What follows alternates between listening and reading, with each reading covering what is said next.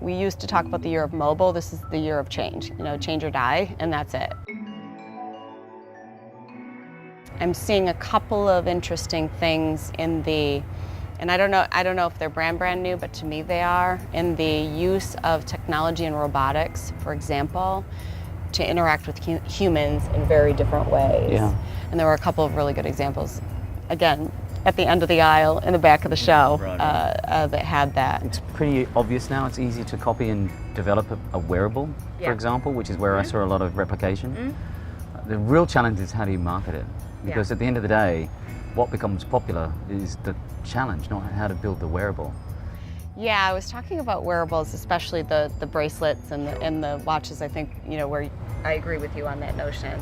And I was thinking about when, you know, I've gone to a big box store or a big store, like for example Walmart, and you know, you go to the checkout and you I don't know if you've seen this before, but you see that digital watch. It's very random. It's, you know, sitting there, it's hanging on the hook, and it's $2.99.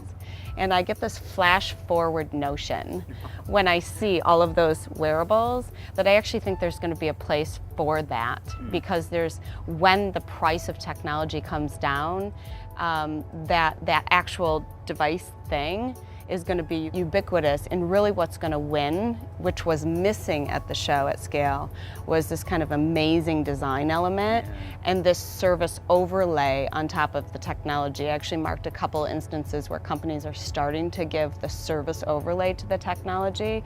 That's going to keep it out of that kind of space on the checkout, you know, when you walk by and it's $2.99.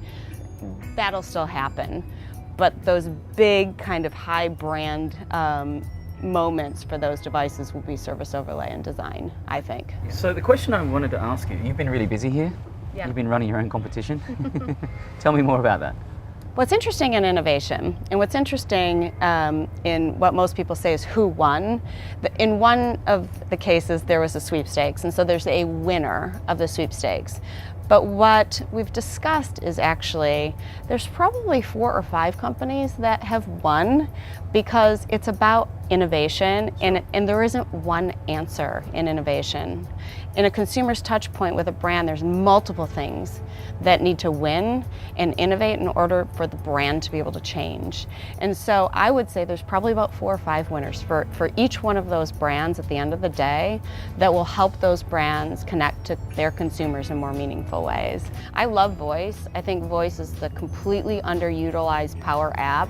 From a brand marketer perspective, consumers are using it every day, and voice is so much tied to music, which is so compelling and such a pull for a brand to you know, kind of harness feelings and emotion and apply it to the devices that they have. So voice for sure for me has been and will continue to be a huge power app. But I work in the underdeveloped world, and that's underdeveloped, so it's big.